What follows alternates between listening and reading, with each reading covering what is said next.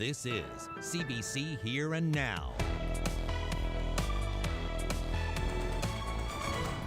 Archaeological dig in Belgium has uncovered the remains of a member of the Royal Newfoundland Regiment. You know, there was a lot of poverty here in Newfoundland at the time, and it might have been a sense of adventure, get away from home, see the world.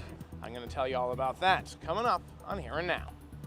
Well, freezing rain, the story for parts of Labrador, and then a big push of warm air for the island. Jennifer Hillier-Penny went missing 4 years ago this week, and her family have reached a breaking point with the police. They want action. So I can beg and plead all I want, but I don't think her killer is going to come clean. I'll have all the details from her oldest daughter. That's tonight. Good evening and welcome to Here and Now. I'm Anthony Germain outside Stella's Circle. It's Giving Tuesday. And I'm Carolyn Stokes. Anthony will have more on that annual Light Up Hope ceremony, as well as CBC's own kindness campaign. But first, to some sad news. One man is dead after a fishing vessel ran aground on Eagle Island near Cox's Cove this morning. Crew members aboard the Easter Pride sent out a distress signal just before 6 a.m. That boat is based out of Curling. A Coast Guard ship from Long Harbour was dispatched to the scene. There were 8 people on board, and the remaining 7 crew members were not injured. Well, now to an incredible discovery. The Rooms has helped identify the remains of a Royal Newfoundland Regiment soldier who died more than 100 years ago. His body was uncovered in Europe in a field by archaeologists. After a long search, a provincial archivist was able to pinpoint the soldier's name, Private John Lambert, a 17-year-old killed in 1917. The CBC's Jeremy Eaton has more. This monument in Bowring Park was erected to remember those members of the Newfoundland forces who have no known graves. In 2016, multiple sets of human remains were found in Belgium during an archaeological dig.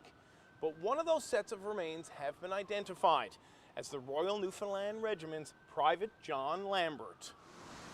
There are more than 800 names inscribed on this monument. Men who went overseas to fight and never made it home. Their bodies never been found. Today at the Rooms, they were finally able to put a face to one of those names 103 years after he died during World War I. Private John Lambert was 16 years old. So courageous, so much wanted to be a part of the movement to join the regiment. He said he was 18. Enlisting in the Royal Newfoundland Regiment in August of 1916, just 6 weeks after the Battle of Somme wiped out an entire generation of Newfoundlanders in Beaumont Hamel. Lambert died almost a year after going to war. He was only 17 years old. 99 years later, an archaeological dig in a field in Belgium unearthed the remains of 4 people. 3 were quickly determined to be British. The other was a fellow a long way from home. But one was found with an NFLD shoulder badge from the regiment. According to the records, the body could have been one of 16 men who fought with the Royal Newfoundland Regiment in that area at that time with no known graves. Their names on this wall.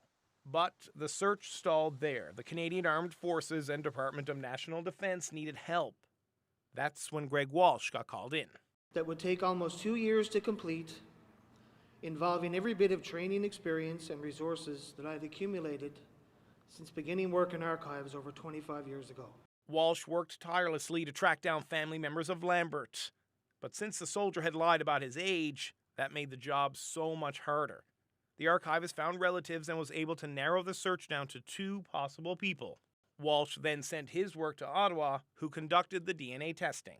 Today, he was overcome with emotion when he could publicly speak about the role that he played. It's been one of the most rewarding and fulfilling experiences I've ever had in my 20 years as provincial archivist of my home province.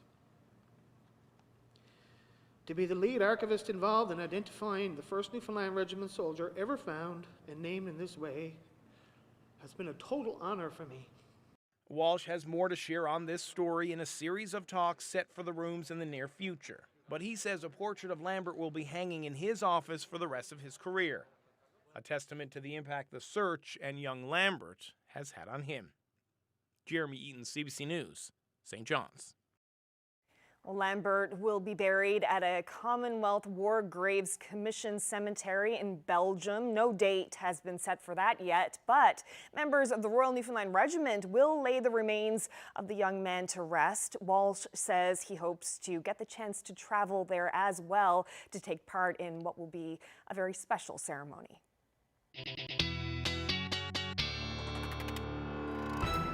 Lots of snow fell up through parts of Lab West yesterday. Between yesterday and today, nearly 31 centimeters of snow recorded in Wabush. Happy Valley, Goose Bay, 16 centimeters of snow, and hopefully you're going to get that cleaned up because we've got some freezing rain and rain on the way as we head through the night tonight. We've got a stationary front that's going to bring the risk of some freezing rain overnight tonight for Lab City, Wabush through to Churchill Falls and the Valley. Could see upwards of 10 to 15 millimeters of freezing rain, and then from Happy Valley, Goose Bay and Eagle River, you're looking at about 30 to 40 millimeters of rain falling, and that will be overnight tonight and then through the first half of tomorrow, with a snowfall warning up for Nain.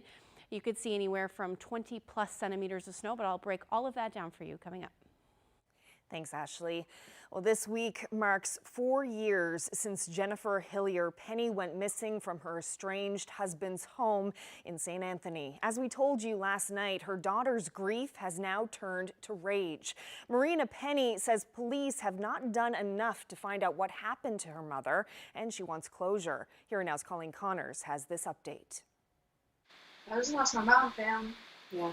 I just lost to bury my mom at this point. Yeah. I lost to carry on with my life.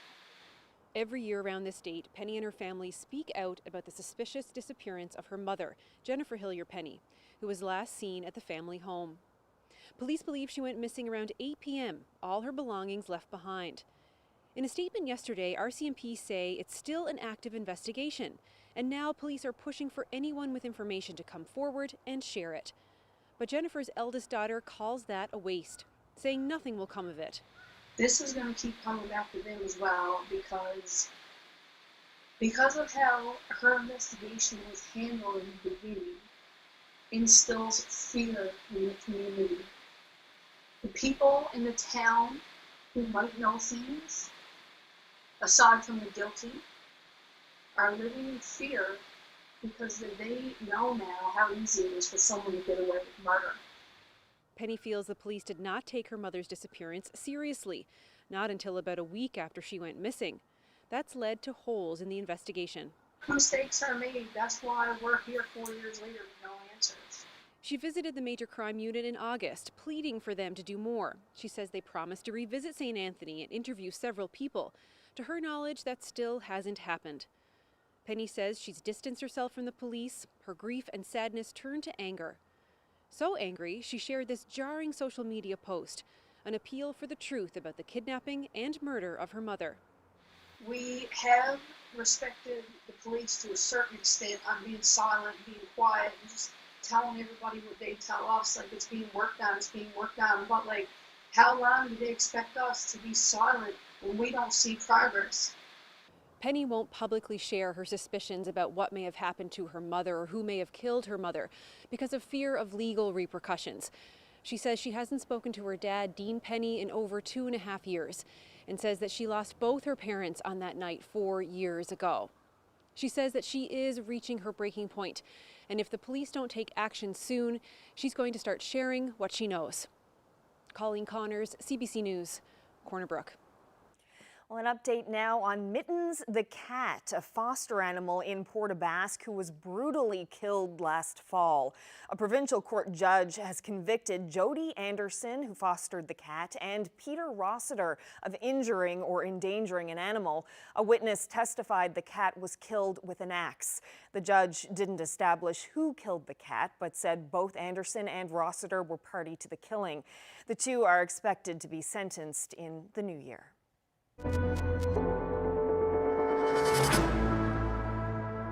There's another new case of COVID-19 in the province, and it comes with a warning for people who flew to St. John's from Halifax on Thursday, November 19th. The case is travel related. The man is in his 50s and he tested positive after returning home to the Eastern Health region from work in British Columbia. Now, as a precaution, health officials are asking anyone who was on Air Canada Flight 8996 on November 19th to get tested for the virus. And they say even if someone receives a negative test result, they should continue monitoring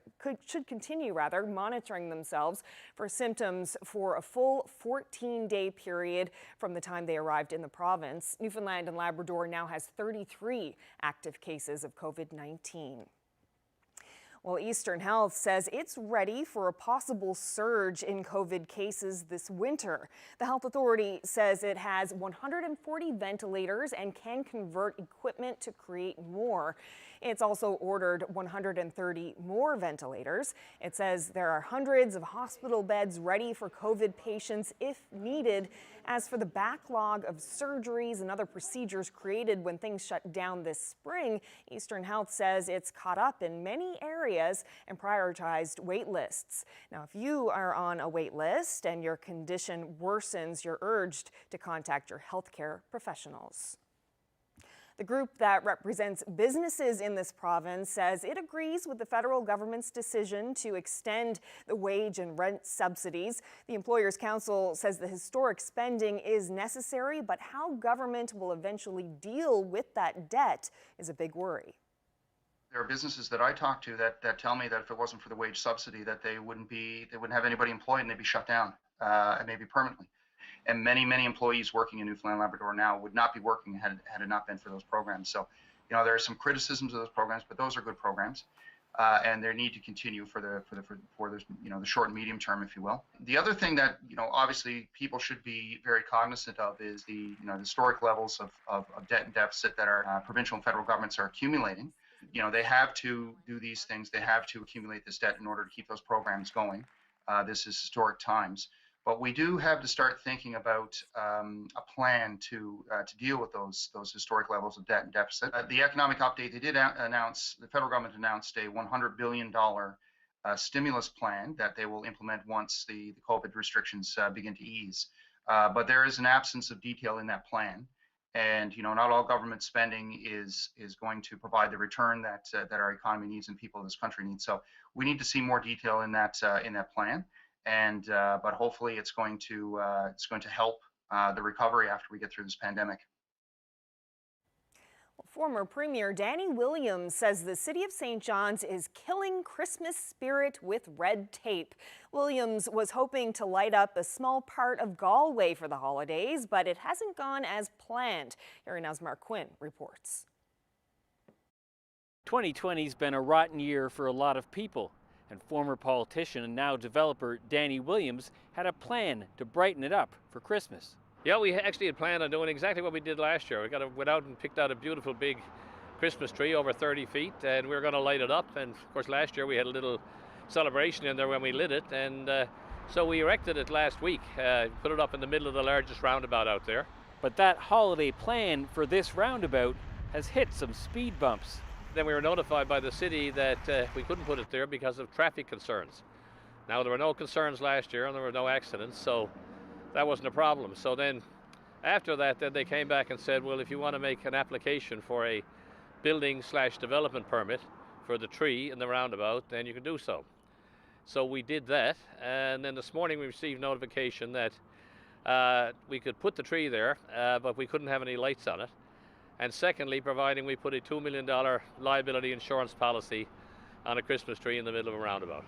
And now Danny says the city is the Grinch that stole Christmas. I'm just beside myself. I'm really angry. I've sort of kept my head down with the city over the last couple of years, tried to avoid disputes and fights, but when they're out basically saying that there's going to be a tree lighting in the city on Thursday and encouraging people to light it up, and then they turn around and say that can't happen in Galway for absolutely ridiculous reasons. I'm at a loss to understand it. It just doesn't make any common sense, but it's typical of the way the city's behaved. I say to people, why would you want to invest in the city of St. John's? Provincial government, give us to Mount Pearl. We'd go over there in a blink. The city responded in an email that it's just asking Galway to follow the rules. It says it's important to note that Galway lit up its tree last year without a permit. and that city officials say lighting up this roundabout this year would be a dangerous distraction to drivers. Williams says he will take the tree down, and he's willing to give it to anyone who wants a 32-foot Christmas tree. Mark Quinn, CBC News, St. John's.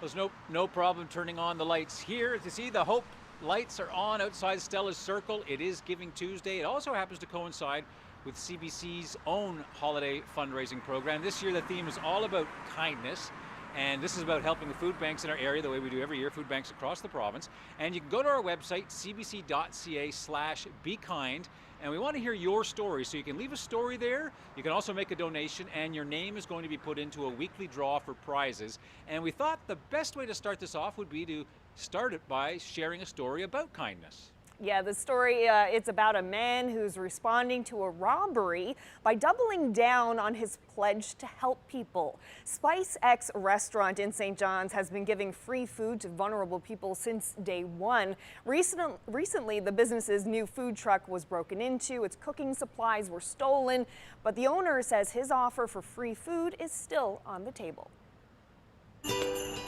Hi, my name is Mithun. I am the owner of Spice X.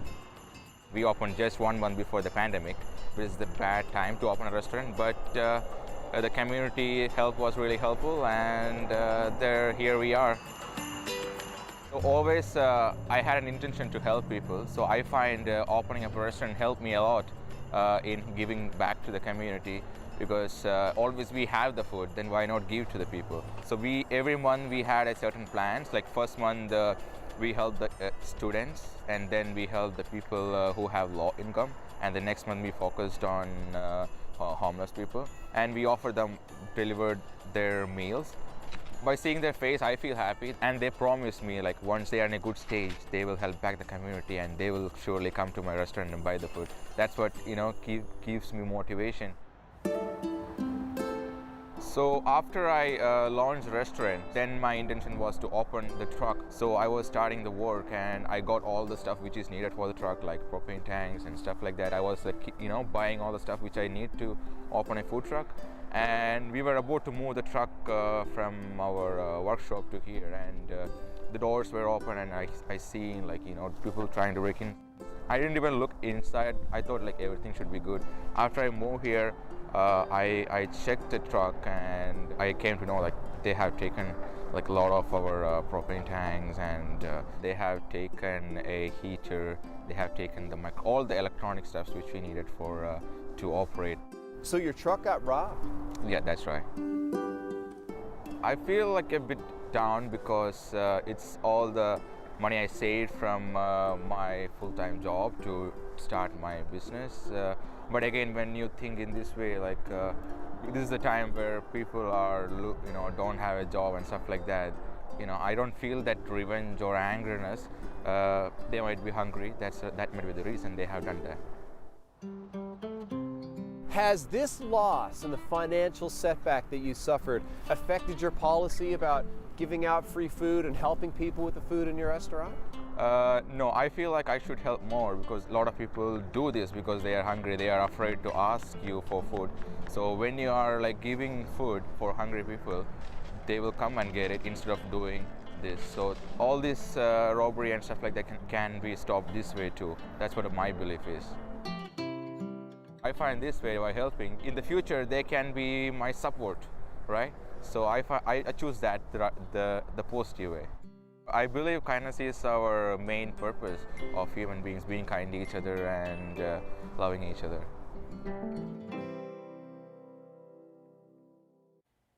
A positive response to such a terrible thing. Lovely story. Now to Labrador West, where a couple of unexpected visitors have been caught on camera at a not-for-profit indoor play space. Security footage shows the pair on the premises. Indoor Play Labrador first opened in March, then COVID-19 shut it down within the same month, so the group put out a call for help. Well, you see, we wrote a letter to Santa and explained our situation and how sad we were that we had to close and how we were, for a long time, really worried about money. Over the weekend, some members reported that there were some mysterious packages when they showed up in the morning. So we checked our security footage and found out that Santa and Mrs. Claus had paid a visit to us. We have binder at our entranceway where everyone needs to sign in, all family members' names, just for contact tracing purposes, just in case we find ourselves in that situation. And Mrs. Claus signed her and Santa in. So what he brought by was some activity boards that we had installed on the walls of the playground. It's just a little extra something fun for the kids to play with there. And he left a little note saying that there was going to be another special delivery this week. Some of my friends said that their kids watched the video footage 20 times that night. So everyone was super excited, and the kids even noticed that they followed the COVID rules.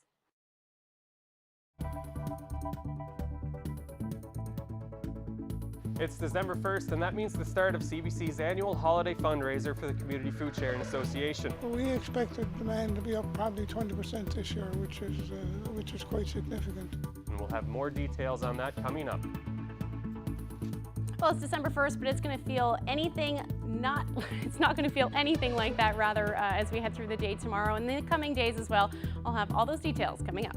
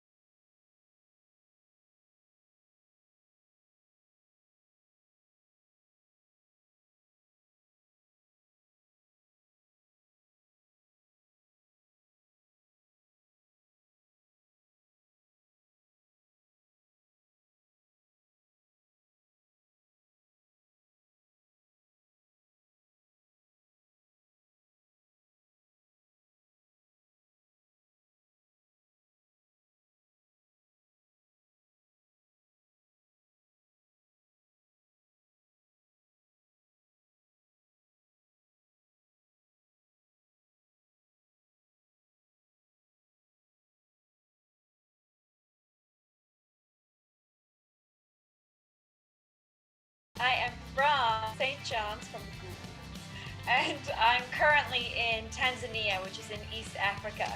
I am in a city of 10 million people, in a country that is smaller than Newfoundland with 90 million people in it. Newfoundlanders and Labradorians living around the globe in the middle of a pandemic. Basically, we shopped at a needs convenience store, basically. A needs convenience store equivalent for like, 2 like months. Like a Marie's mini mart. Far from home, Wednesdays on Here and Now.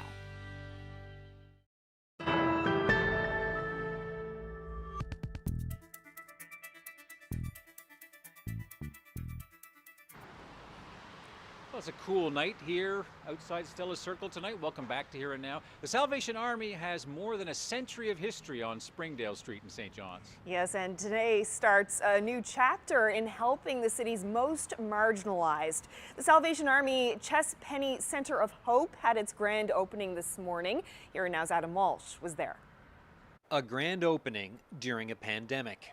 Perhaps not as grand as originally envisioned, but it hasn't put a dent in how people are feeling today.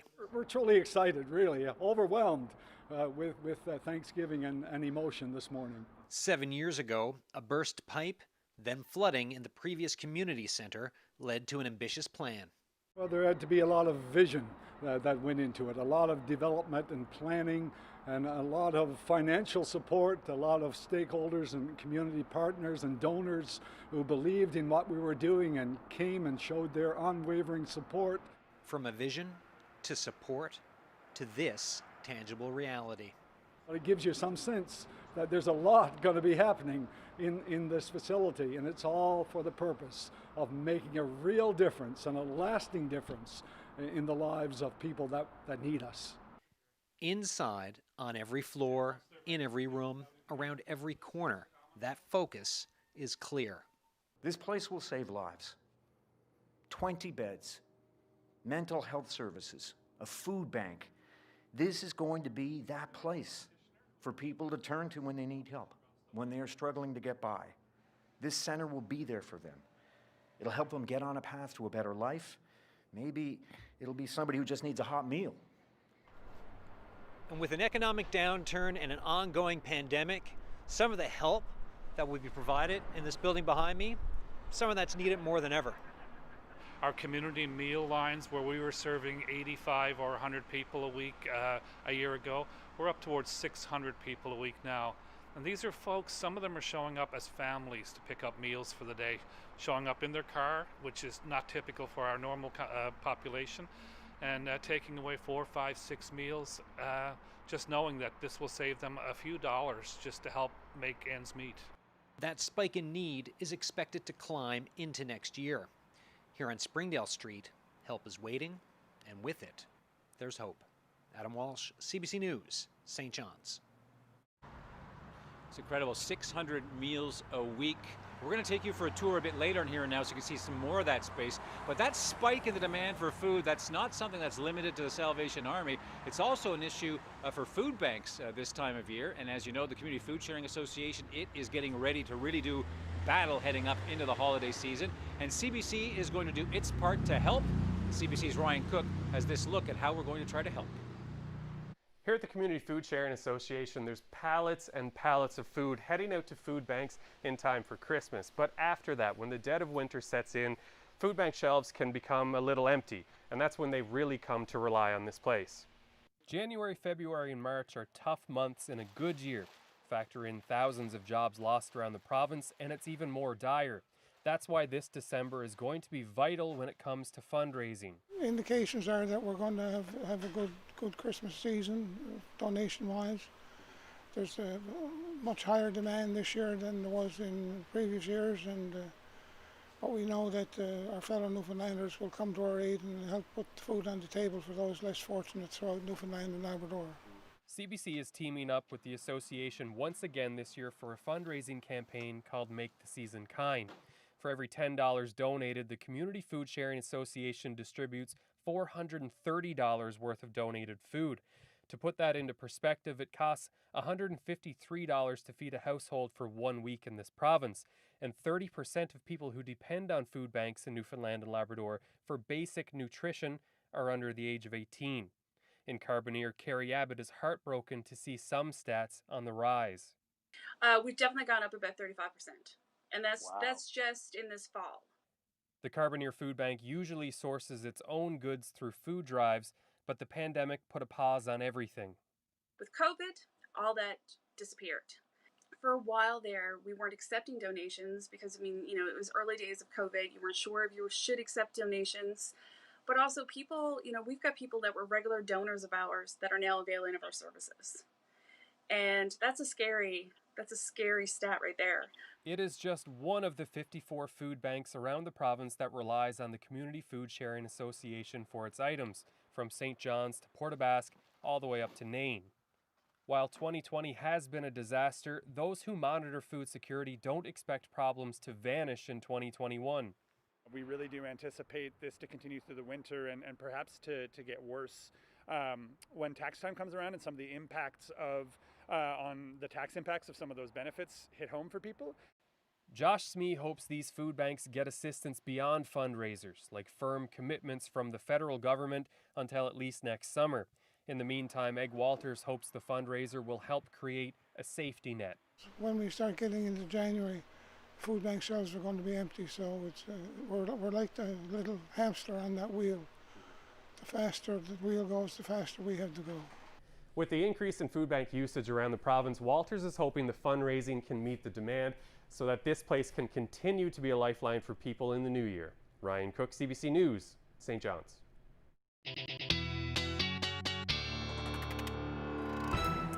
Well, it's December 1st, but it already feels like the holiday season is kicking into high gear. Calls for generosity in the food banks and wonderful campaigns. Yeah. And outdoors, it certainly felt like December, but that's going to be changing, right? It certainly is. Yeah, this morning, a little bit of frost on the cars. And lots of snow up through portions of Labrador as well. So yeah, a little different story depending on where you are across the province. Let's take a look at our daytime highs. Reached a high near 5 degrees in St. John's, and then the temperatures are rising in the west. 9 degrees for Corner Brook, 10 in Stephenville, and we've got those temperatures hovering below 0 for Lab City at -3. And right now, that's exactly where you're sitting, and temperatures as well dropped about a degree in St. John's, and then we're going to see a little bit more of a drop in temperatures, but not too much more as we head through the overnight tonight. So I want to focus first on Labrador, just because that's where we're going to see most of the action tonight. It does look like your temperatures, that's what we're going to pay attention to. Temperatures in Lab West overnight tonight are going to be hovering near 0 at times, but we are still looking at that risk of freezing rain through most of the night. The overnight, certainly, we get that big swath of pink. That's where we do have those freezing rain warnings. We could see anywhere from 10 to as much as 15 millimeters of freezing rain. And then know what the temperatures do as we head towards Happy Valley, Goose Bay, and Cartwright. They're going to jump up significantly tonight with some rain, heavy at times through the overnight, and then continuing through at least the first half of tomorrow afternoon.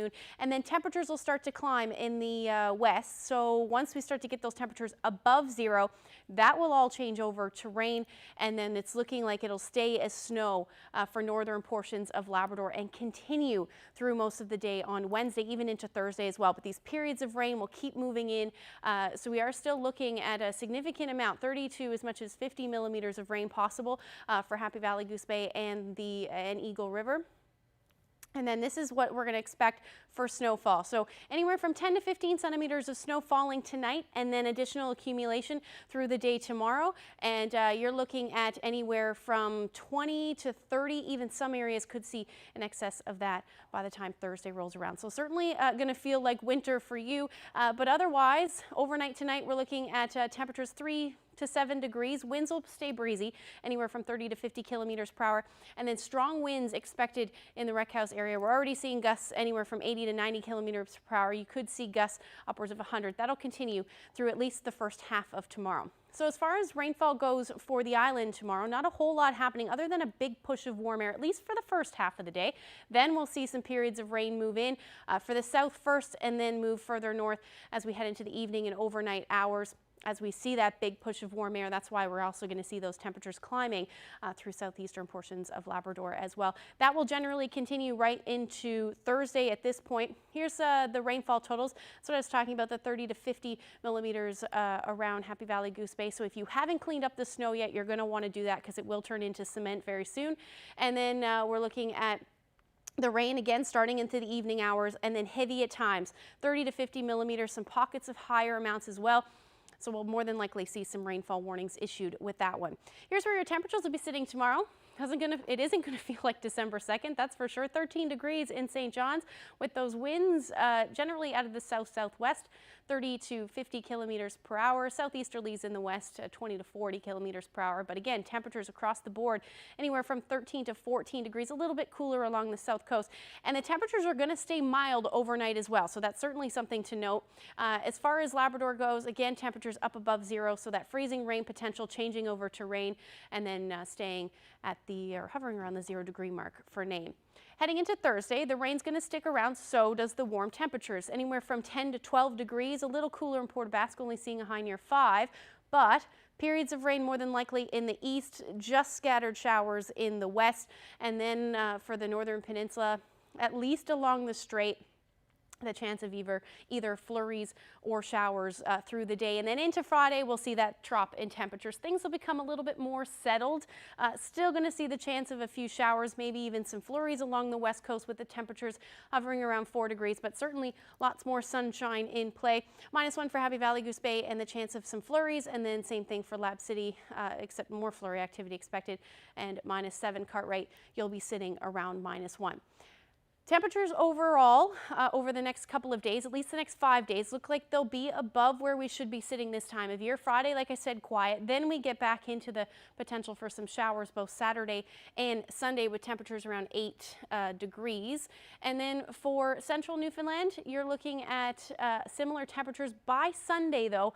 It does look like we should hover around the 0 degree mark and some sunshine in play, and then staying unsettled in the west around 1 degree for the weekend. 1 to 3 degrees really for the weekend. For Labrador, in the east, sunshine for both Saturday and Sunday, so things will quiet down, but also the temperatures will drop, and then really dropping in Lab West with some sunshine on Sunday, but down to -10. Wanted to share this shot of the moon rising in Hopedale. Thank you so much to Shirley for that. If you have any weather photos, send them to nlphotos@cbc.ca.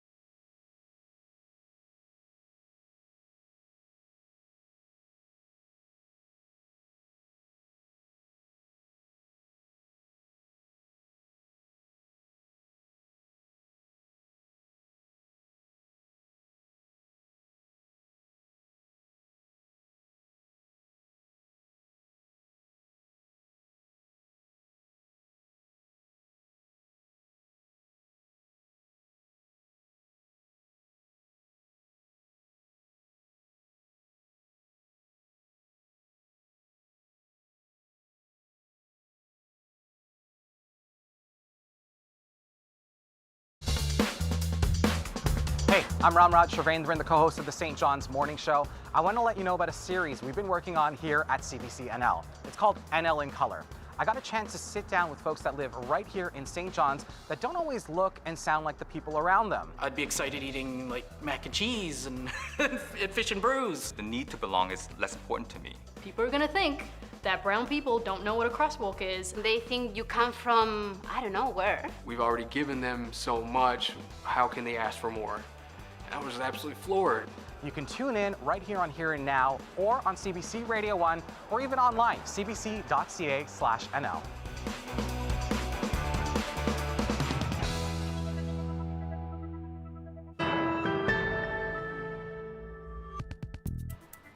Well, it's Giving Tuesday, and I'm outside Stella's Circle. The Light Up Hope campaign has started.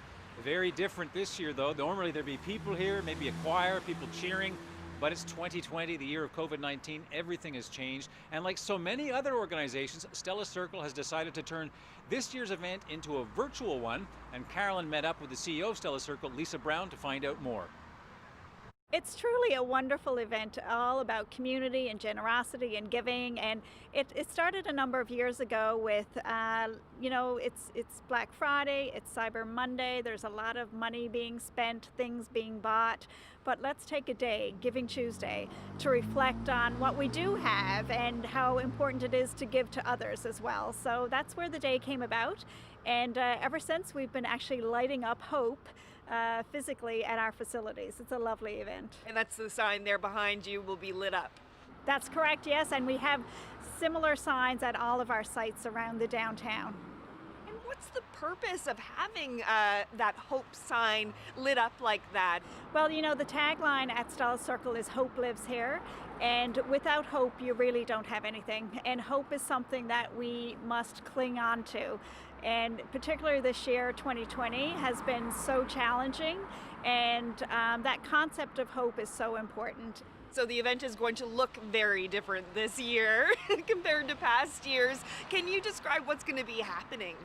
We're going virtual. We felt that was kind of the safest thing to do during a pandemic, but we're taking some of the favorite parts of the in-person event and presenting them virtually. So we'll actually have a live event tonight, and we'll be showing videos, and it'll give people an opportunity to kind of see inside some of our programs and services. But we've also combined it with the favorites. The fire jugglers are going to be there to put on a show. We'll have our Stella Circle Inclusion Choir, and we'll have some special guests throughout the evening as well. So I think it's a really lovely mix of taking what worked in the past and presenting it virtually. Yeah, so people can just watch it at home, get cozy, get in front of the computer, and watch the event. Exactly, and you can, I hope that people have picked up a take-home kit from our Hungry Heart Cafe, and that includes cookies and a hot chocolate stir and some glow sticks. So it's really, I think it'll be it's a free event, and it's just meant to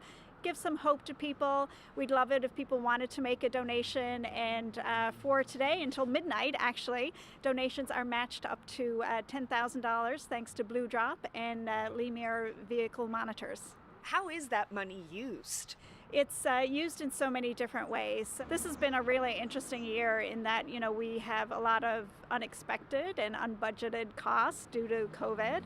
And how have your clients been affected this year by the pandemic? I think that the struggles that they've been facing are magnified many times over. And so mental health challenges, the anxiety that people are facing has been magnified, a lot of isolation. And also I think the anxiety level of the whole community has risen. We're facing something that's unknown. People who have addictions typically have coping methods and strategies and structures and routines. And when that's stopped or broken, that can sometimes cause issues for people. So a lot of challenges for many people, more than ever before, and I think the acuity of those challenges has probably risen. So I guess, Giving Tuesday, hoping that people will be quite generous and help some of those folks out. Yeah, and I think it's just a time.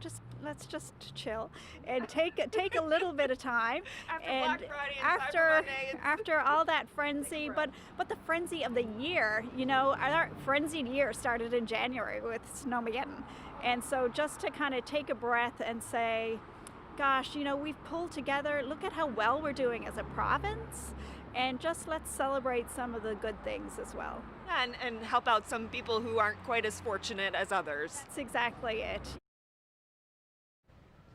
Well, some people actually just dropped by here trying to make a donation, so we directed them. Of course, you can still do things virtually, and hope you'll do your part. Now, we also talked about the Salvation Army earlier in the show, Anna Molsham's item.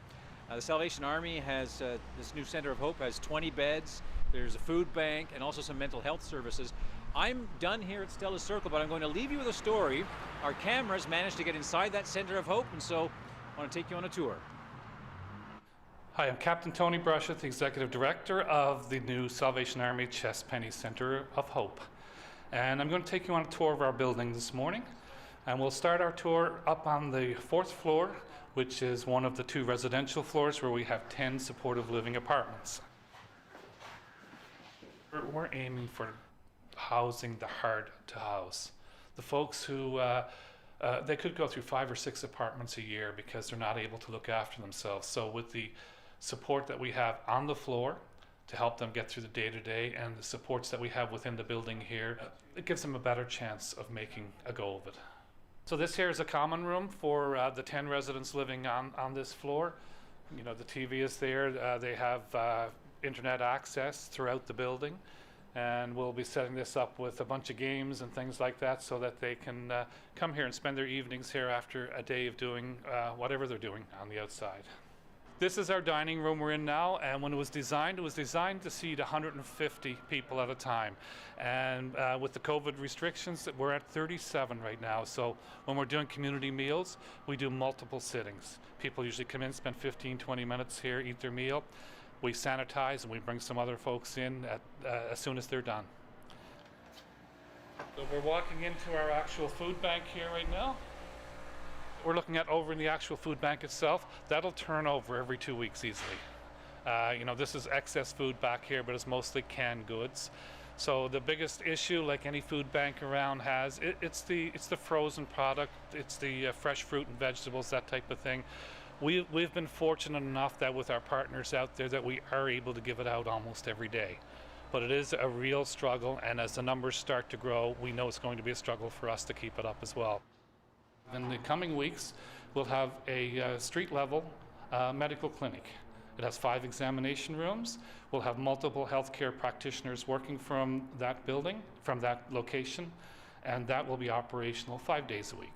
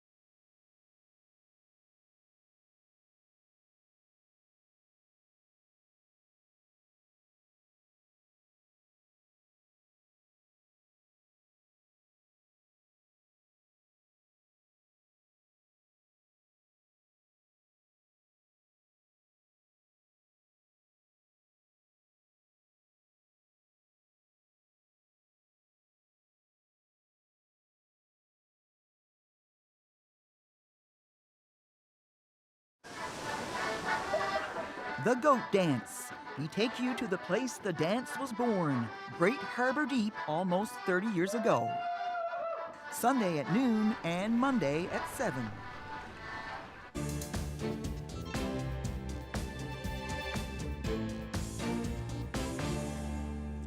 Well, the Prime Minister is calling the federal plan to inject $100 billion into the post-pandemic economy historic and appropriate. But a day after revealing that plan also projects a $381 billion deficit, Justin Trudeau is facing pushback from the opposition for spending too much. At the same time, he's hearing from provinces that Ottawa is not offering enough. David Cochran reports. The focus right now is on getting ready for the vaccine, but Ontario's health minister is also focused on getting more healthcare money from Ottawa. We were somewhat disappointed, yes, because we know that we need an increase in the transfer. The plan rolled out yesterday had billions in new spending, but not the extra $28 billion a year the provinces want for health. We're going to be talking about all that as we meet next week. Next week is when the Prime Minister meets with the premiers to discuss this. But for today, after projecting the biggest deficit since the Second World War, Trudeau was rebutting criticism he isn't spending enough. 8 of every $10 spent in Canada to fight COVID-19 and support Canadians has been spent by the federal government. And while the provinces demand even more, the opposition claims much of what has been spent has been wasted. So with the biggest deficit in the G20, the highest costs of all our competitors, we are getting among the worst results. We all remember what happened when the previous government cut support too quickly following the 2008-2009 recession. That will not be our approach. Trudeau's approach is to keep spending right through this emergency phase of the pandemic and even more once the virus is under control. That's when Trudeau is promising stimulus of up to $100 billion to jolt the economy back to life. David Cochran, CBC News, Ottawa. Well, federal ministers say they're getting ready as Health Canada reviews potential candidates for COVID-19 vaccines. Health experts say frontline workers and vulnerable Canadians are expected to be among the first to be inoculated. But ultimately, it'll be up to the provinces and territories to decide. The Public Services and Procurement Minister says Canada has purchased 126 cold and ultra-cold freezers to store the vaccines when they arrive. Together with existing federal capacity, we can store 33.5 million frozen and ultra frozen doses of vaccines. It is not possible to circle a single date on the calendar, but I can assure you that as soon as Health Canada approval occurs, our delivery process will kick in and we will make sure that vaccines are coming early in the new year. Meanwhile, Johnson & Johnson has submitted its COVID-19 vaccine candidate to Health Canada for approval. It's the fourth potential vaccine to make it that far. All of them have exciting data, but of course we're only getting snippets of that data. We don't have publicly released data just yet, and we don't really have much from Johnson & Johnson. Nevertheless, very exciting times that there's 4 vaccines under consideration at Health Canada, and I think Canadians can expect to have vaccine programs roll out hopefully in the very early part of 2021. Health Canada must approve a vaccine as safe and effective before it can be administered to Canadians. It's evaluating all 4 candidates using a rolling review process that allows companies to submit data from clinical trials even as those trials are still underway.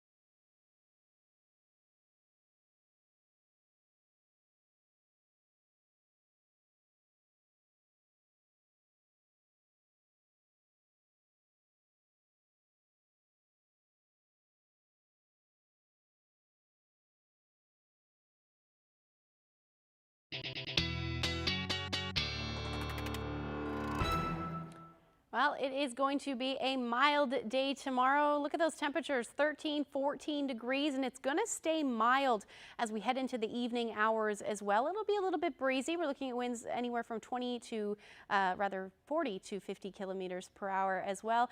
And then up through Labrador, Happy Valley Goose Bay just got lots of snow and now lots of rain on the way. So there could potentially be that risk of some flooding. So certainly keep an eye on that. You should see a high near 3 degrees tomorrow. All right, December 2nd and double digits. I like it. I'll take it. Thanks, Ashley. Good night, everyone. Good night.